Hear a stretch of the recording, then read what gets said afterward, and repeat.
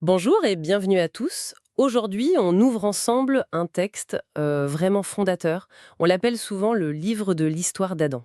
Mhm. Ça vient de la version seconde 21. L'idée, c'est d'explorer cette généalogie très ancienne, un peu comme un voyage dans le temps, quoi. C'est ça, le long d'une lignée bien spécifique qui commence avec Adam. Exactement.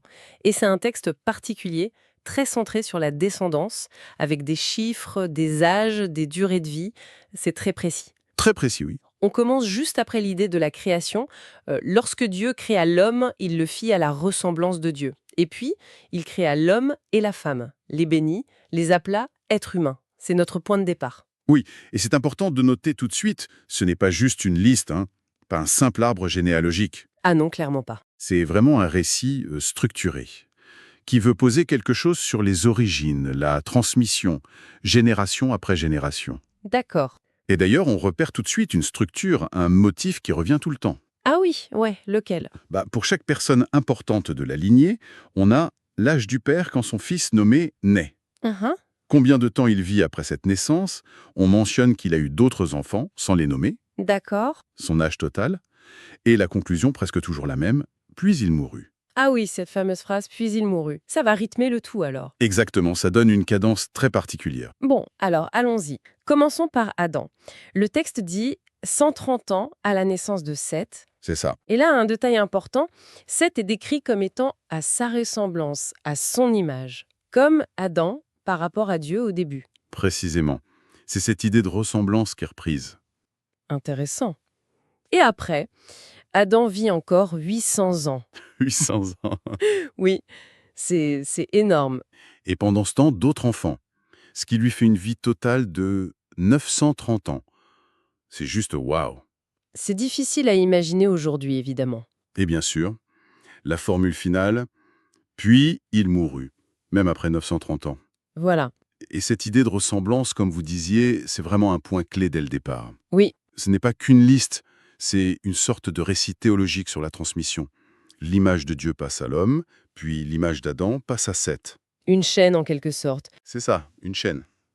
Ça souligne une continuité. Mais on pourrait aussi se demander si ça ne suggère pas déjà une petite distance, peut-être. Comment ça, une distance? Ben, Seth est à l'image d'Adam, qui est à l'image de Dieu. Est-ce que l'image est exactement la même, ou est-ce qu'elle s'humanise un peu à chaque génération?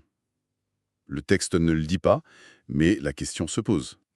Intéressant. Et dès Adam, on a cette longévité, incroyable, 930 ans, qui pose le décor d'un temps très différent.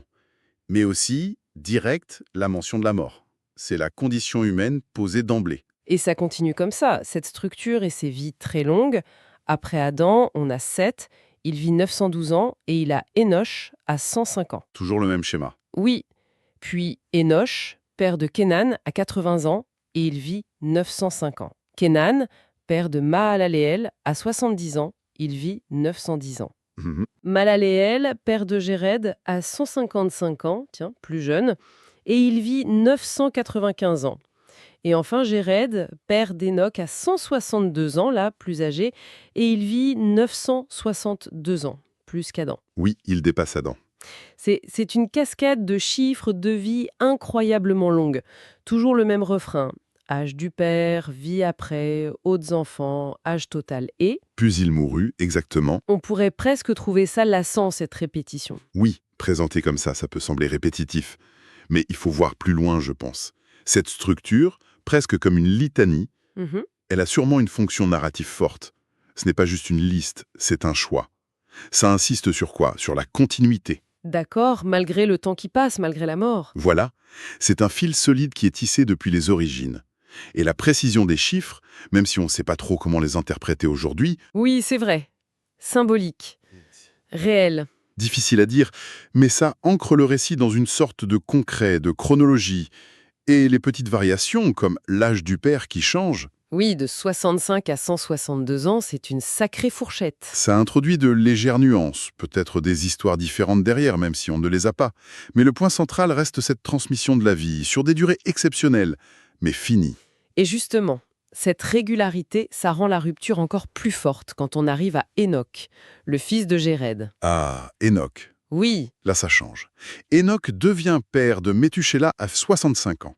Relativement jeune, pour le coup. oui, Mais surtout, il y a cette phrase répétée. Enoch marcha avec Dieu. oui, c'est crucial. Il le fait pendant 300 ans après la naissance de son fils. Sa vie totale, 365 ans. Beaucoup plus court que les autres. Nettement plus court. Mais c'est la fin qui est différente, complètement différente. Plus de puis il mourut. Non. C'est Enoch marcha avec Dieu, puis il ne fut plus là parce que Dieu l'avait pris. Voilà, la rupture totale du motif. Alors là, qu'est-ce que ça veut dire marcher avec Dieu Mhm. et être pris? C'est une énigme là. C'est l'énigme Enoch, oui. Le texte est très sobre, très laconique. Marcher avec Dieu, en général, on interprète ça comme une métaphore. Pour dire quoi? Pour une vie d'une droiture, d'une piété exceptionnelle. Une communion très proche, constante avec Dieu. Peut-être en contraste avec son époque, mais le texte ne développe pas.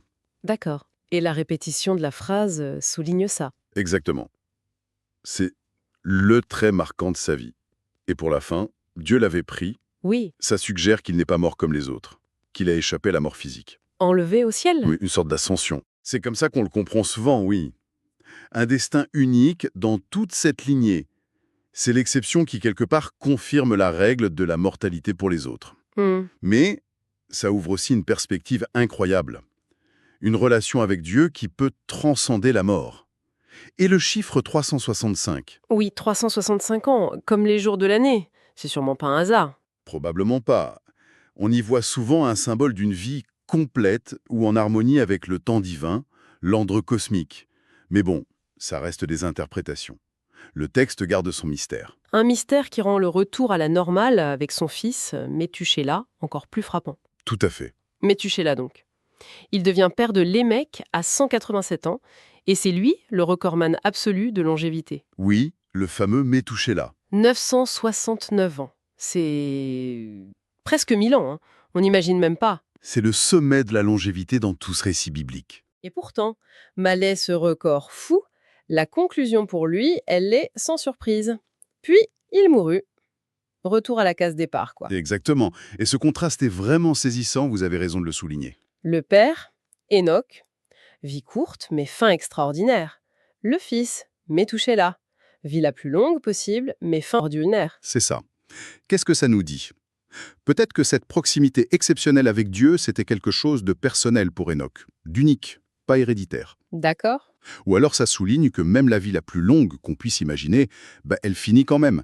L'exception d'Enoch met en lumière la règle. La mort reste la règle. Même après 969 ans, Voilà. La durée ne change pas la condition humaine face à la mort, sauf si Dieu intervient directement, comme pour Enoch. après Métuséla, on arrive donc à Lémec. Il a 182 ans quand naît son fils Noé. 777. Oui, ça fait penser à une forme de complétude ou de perfection peut-être. Et lui aussi, fin classique, puis il mourut. Mais là, le texte s'arrête sur autre chose, sur le nom de Noé. Oui, c'est nouveau ça. Lémec donne une signification à ce nom. Il dit « Celui-ci nous consolera de notre travail et de la peine que ce sol procure à nos mains, parce que l'Éternel l'a maudit. » C'est la première fois qu'on a une déclaration comme ça à la naissance, non? Une sorte de prophétie. Tout à fait, c'est un moment très important. Mais qu'est-ce qu'il dit exactement, Lémec? Il parle de travail pénible, de peine, d'un sol maudit. Oui, cette déclaration de Lémec, elle est très révélatrice de la vision du monde de l'époque, telle que présentée ici. C'est-à-dire, Il y a une conscience aiguë de la difficulté de vivre. Le travail est dur, notre travail. La terre est source de souffrance, la peine que ce sol procure. Et c'est lié à une malédiction divine. ça renvoie à quoi, hein? À la chute dans le Jardin d'Éden? C'est l'écho le plus probable, oui. Les conséquences de cet événement sur la création et le travail humain. Et dans ce contexte difficile, Arrive Noé. voilà, et son nom, Noé, est très proche du mot hébreu pour consolation ou repos. Les mecs voient en lui une promesse Une promesse de quoi? de soulagement, C'est ça. une promesse d'allègement, de changement face à cette malédiction.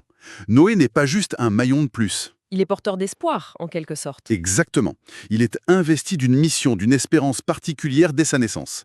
C'est un vrai tournant dans le récit. D'accord. Et d'ailleurs, le texte dira plus tard que Noé, à 500 ans, aura ses fils, Sem, Cham et Japheth. Eux aussi seront centraux pour la suite. Notamment pour l'histoire du déluge, j'imagine. Précisément. Tout se tient. Donc si on résume un peu notre exploration de cette histoire d'Adam, on a eu cette longue série de générations, des vies incroyablement longues. Une structure très répétitive, centrée sur la filiation, oui, mais aussi sur la mort. Ce « puis il mourut » qui revient sans cesse. Un rythme presque hypnotique, oui. Mais ce rythme est cassé. D'abord par Enoch, l'exception, celui qui marche avec Dieu et qui échappe à la mort. La figure unique. Et puis, la généalogie débouche sur Noé, avec cette annonce claire d'espoir, de consolation face à un monde jugé difficile, maudit. C'est une excellente synthèse. Ce texte, c'est bien plus qu'un simple registre. C'est une narration construite, pleine de sens. Oui. Ça explore des thèmes essentiels. Mm. La transmission humaine, cette fameuse ressemblance, Mhm. la condition humaine, une vitalité incroyable, ces vies immenses, mais aussi la finitude, la mort, Toujours présente. toujours. Et puis ça esquisse cette relation possible, exceptionnelle, avec le divin à travers Enoch. Et surtout, ça crée une attente. Une attente. Oui, une tension vers un changement, incarné par Noé, et la promesse liée à son nom. Ce n'est pas juste un regard vers le passé, c'est aussi un texte qui prépare la suite, qui pose des bases théologiques et narratives pour les récits à venir. D'accord. C'est très clair. Et ça nous laisse peut-être avec une dernière pensée? Je vous écoute. Ce texte compte les années, les siècles, avec une précision presque obsessionnelle, pour des vies très longues, mais marquées par la finitude. Ce puis il mourut, qui revient, qui revient. Oui. Sauf pour Enoch. Lui, il est pris, ça suggère autre chose. Une dimension hors du temps qu'on mesure peut-être. C'est une belle question. Alors qu'est-ce que cette confrontation entre le temps humain, compté, fini, et cette échappée vers l'éternité divine avec Enoch, qu'est-ce que ça nous dit sur la vision du temps, de la vie, de la mort et du sacré dans ce récit? Voilà, une question à laisser mûrir.